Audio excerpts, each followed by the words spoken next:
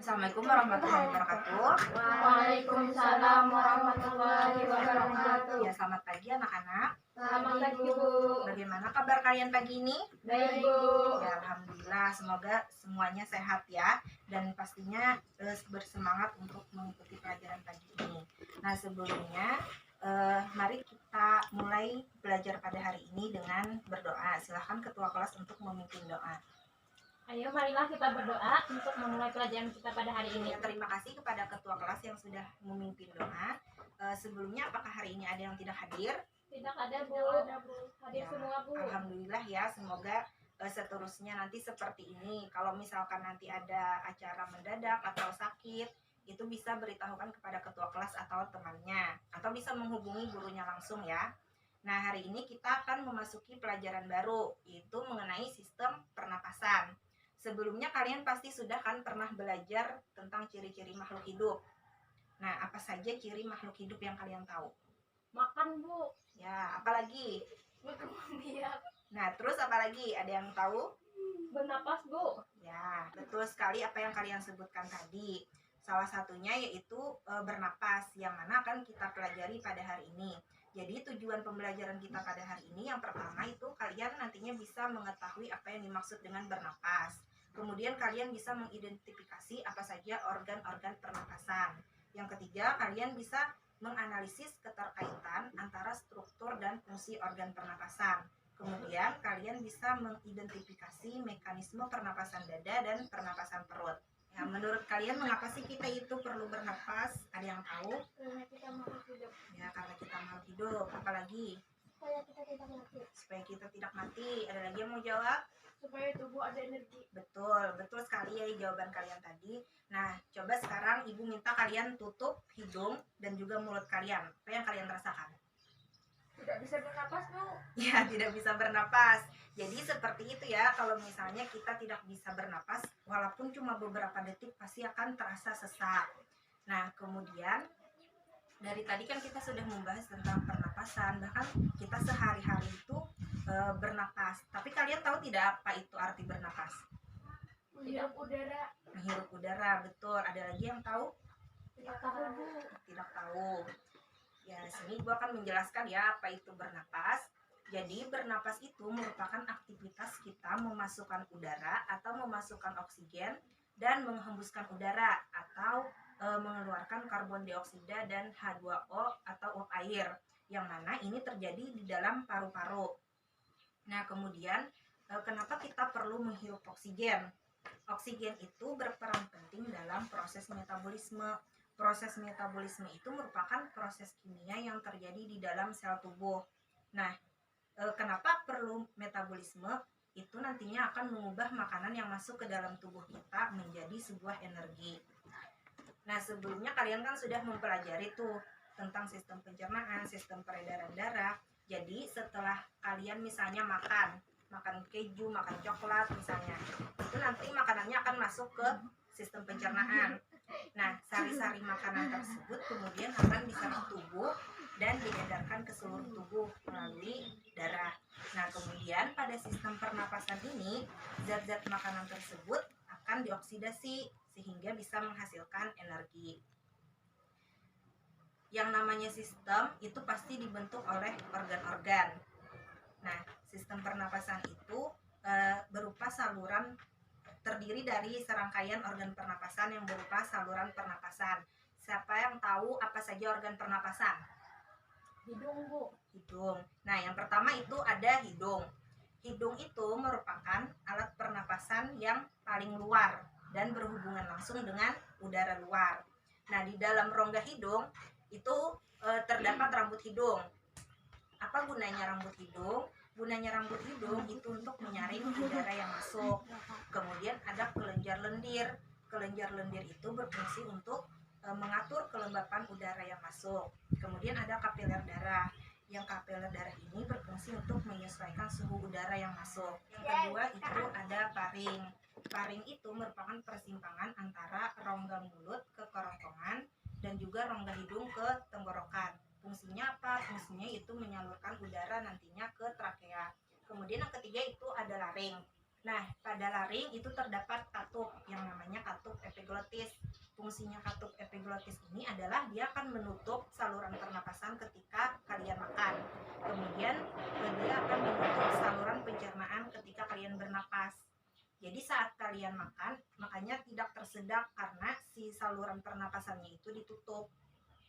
Kemudian yang keempat itu ada saluran pernapasan. Nah, saluran pernapasan itu tersusun dari trakea, bronkus, dan juga bronkiolus. Nah, trakea itu tenggorokan. Di trakea itu terdapat rambut halus atau silia yang fungsinya itu untuk menyaring udara dan benda asing. Kemudian ada percabangan trakea. Tahu nggak namanya apa? Tidak, Bu. Tidak ada yang tahu. Nah, percabangan trakea itu namanya bronkus. Kemudian percabangan dari bronkus itu namanya bronkiolus. Kemudian yang terakhir ada paru-paru. Nah, di paru-paru itu terdapat selaput pembungkus, namanya selaput pleura. Nah, pada paru-paru inilah yang akan terjadinya pertukaran udara. Jadi, gas oksigen yang kita hirup melalui hidung itu akan masuk ke dalam sel darah merah. Kemudian sel darah merah itu akan melepaskan gas karbon dioksida dan uap air ke dalam alveolus. Nah, kemudian kemana gas oksigen yang kita hirup tadi? Gas oksigen yang kita hirup tadi dia akan diikat oleh hemoglobin yang terdapat di dalam sel darah merah. Nah, nantinya akan diedarkan ke seluruh tubuh kita, makanya tubuh kita itu mendapatkan tenaga. Sampai sini ada yang ingin ditanyakan dulu? Tidak ada, Bu. Ada. Kalau tidak ada, Ibu lanjut ya ke pembahasan berikutnya. Nah, pembahasan berikutnya itu ada mekanisme pernapasan dada. Nah, mekanisme pernapasan dada itu terdiri dari dua fase. Yang pertama ada fase inspirasi, kemudian fase ekspirasi. Nah, pada fase inspirasi itu yang bekerja adalah otot antar tulang rusuk. Jadi ketika otot antar tulang rusuk berkontraksi, itu rongga dada akan membesar. Misalkan kalian menghirup udara dari dada, itu rongga dada akan membesar. Karena rongga dada membesar, maka udaranya akan masuk. Kemudian pada fase ekspirasi atau saat kalian menghembuskan napas, otot antar tulang rusuk itu akan berelaksasi. Nah, saat otot antar tulang rusuk berelaksasi, rongga dadanya kembali mengecil. Karena rongga dada mengecil, maka udaranya juga akan keluar. Nah, yang kedua itu ada mekanisme pernapasan perut. Sama seperti pernapasan dada tadi, ada fase inspirasi atau memasukkan udara dan juga fase ekspirasi atau mengeluarkan udara. Nah, pada pernapasan perut ini yang berperan itu adalah otot diafragma. Otot diafragma itu letaknya ada di bawah rongga dada. Jadi saat kalian memasukkan udara, otot diafragmanya akan mendatar, tapi rongga dadanya akan mengembang. Makanya udaranya akan masuk. Kemudian saat kalian mengeluarkan udara, diafragmanya itu akan terangkat. Karena diafragmanya terangkat seperti ini, maka rongga dadanya yang mengecil sehingga udaranya itu keluar. Nah, sampai sini dulu penjelasan materi dari Ibu. Agar kalian lebih memahami materi pada hari ini, Ibu akan memberikan LKS. Nah, silahkan kalian kerjakan dulu LKS-nya secara individu. Ibu berikan waktu 10 menit. Kalian kerjakan dulu LKS-nya ya secara individu, jangan melihat jawaban punya teman. Ibu berikan waktu 10 menit. Baik, Bu. Sudah 10 menit. Sekarang kalian bisa mencari pasangan masing-masing. Jadi nanti bersama pasangan kalian diskusikan hasil kerja individu kalian tadi. Silakan kalian cari pasangan kalian, Ibu berikan waktu 10 menit dan jangan lupa catat hasil diskusinya. Baik, Bu. Ya, didiskusikan ya dengan temannya. Baik, Bu. Nah, tadi sudah habis waktu untuk diskusi LKS dengan pasangan kalian. Sekarang Ibu minta kalian untuk mempresentasikan hasil diskusinya ke depan kelas. Siapa yang mau maju? Kalau tidak ada, Ibu tunjuk ya. Ada yang mau? Tidak ada, berarti Ibu tunjuk. Silahkan kelompoknya Helma maju. Sumbat adalah kondisi di mana terjadi penyumbatan pada saluran hidung yang mengganggu proses pernapasan. Jadi misalnya kita terhirup udara kotor, maka seliput yang melapisi saluran hidung akan meradang, membuat hidung jadi tersumbat. karena saluran pernapasan pertama adalah hidung. Maka ketika hidung mengalami permasalahan, sistem pernapasan juga akan bermasalah. Adalah cara tubuh untuk mengeluarkan benda asing dari dalam tubuh dan kondisi seperti ini. Batuk merupakan reaksi tubuh untuk mengeluarkan debu yang terhirup agar tidak sampai masuk ke paru-paru dan mengganggu sistem pernapasan kamu. Ya, silakan kembali ke tempat. Terima kasih kepada kelompok Hilma dan Azizah. Beri tepuk tangan dulu. Ya, terima kasih. Ya, terima kasih kepada kelompok Hilma dan Azizah tadi yang sudah mempresentasikan hasil diskusinya. Hasil diskusinya sudah bagus ya, sudah sesuai. Nah, sekarang Ibu berikan kesempatan jika kalian ada yang ingin bertanya. Silakan. Saya Bu. Ya, silakan Latifah. Bu izin bertanya, kan kita sekarang masih dalam masa pandemi COVID, dan setahu saya gejala COVID itu salah satunya seperti demam, flu, bahkan sesak napas. Nah, itu bagaimana Bu penyakit COVID tersebut dengan sistem pernapasan Bu? Ya, baik, terima kasih ya Latifah ya, bagus sekali pertanyaannya. Sebelumnya ada teman-teman yang ingin menjawab kan pertanyaan dari Latifah? Tidak ada Bu. Tidak ada. Ya, kalau tidak ada, Ibu yang akan menjawab ya. Sebenarnya untuk materi gangguan sistem pernapasan itu akan kita bahas pada pertemuan selanjutnya. Tapi akan Ibu coba jawab pertanyaannya. Di sini Ibu akan membahas sedikit mengenai bagaimana COVID-19 atau virus corona itu bisa menyerang sistem pernapasan.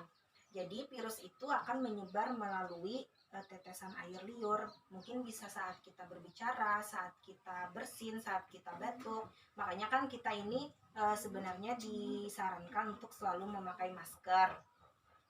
Nah, gejalanya sendiri itu biasanya mulai dari belakang tenggorokan yang terasa nyeri atau batuk yang kering. Nah, lalu virus ini bisa cepat merambat ke saluran tangkal paru-paru hingga masuk ke paru-paru. Nah, proses inilah yang akan merusak jaringan pada paru-paru, membuat jaringan ini membengkak. Jadi karena paru-parunya tadi membengkak, sehingga paru-paru itu akan sulit memasok oksigen dan menyalurkannya keluar. Jadi pembengkakan pada jaringan paru-paru dan kurangnya oksigen itu yang akan menyebabkan kita sulit bernapas. Itu kaitannya dengan sistem pernapasan. Makanya biasanya pasien yang mengalami kesulitan bernapas itu perlu adanya alat napas bantu atau ventilator. Nah, baiklah, apa ada lagi yang ingin bertanya mengenai materi kita hari ini? Tidak ada Bu. Tidak ada. Sudah paham semua ya? Sudah paham apa belum paham? Sudah paham. Ya, alhamdulillah. Nah, karena waktunya juga sudah habis dan dirasa sudah tidak ada pertanyaan lagi. Jadi di sini Ibu akan menyimpulkan pembelajaran kita pada hari ini. Yang pertama tadi kita membahas tentang pengertian bernapas. Tadi bernapas itu adalah kita menghirup udara atau oksigen ke dalam tubuh, kemudian mengeluarkan udara atau karbon dioksida dan uap air keluar tubuh, di mana terjadinya pertukaran oksigen dan karbon dioksida tersebut terjadi pada paru-paru atau lebih tepatnya pada alveolus. Kemudian yang kedua, kita mempelajari tentang organ-organ pernapasan. Yang pertama tadi ada hidung. Kemudian yang kedua ada paring. Kemudian yang ketiga ada laring. Kemudian ada trakea. Terus percabangan trakea tadi ada bronkus. Kemudian bronkiolus. Kemudian ada paru-paru. Nah, kemudian tadi juga kita sudah mempelajari mekanisme pernapasan, yaitu ada dua tadi. Ingat pernapasan apa saja? Pertama, pernapasan dada. Ya, pernapasan dada. Kemudian kedua? Pernapasan perut. Ya, kemudian pernapasan perut. Nah, itu tadi kesimpulan pembelajaran kita pada hari ini. Baiklah, untuk pertemuan selanjutnya, Ibu sudah memberikan tugas. Silahkan kalian nanti cek di Google Classroom. Tugasnya sudah Ibu taruh di sana. Mungkin cukup sampai di sini dulu pembelajaran kita hari ini. Ibu minta maaf kalau ada salah kata, dan semoga pembelajaran kita hari ini bermanfaat untuk kita semua. Wabillahi taufiq wal hidayah. Wassalamualaikum warahmatullahi wabarakatuh.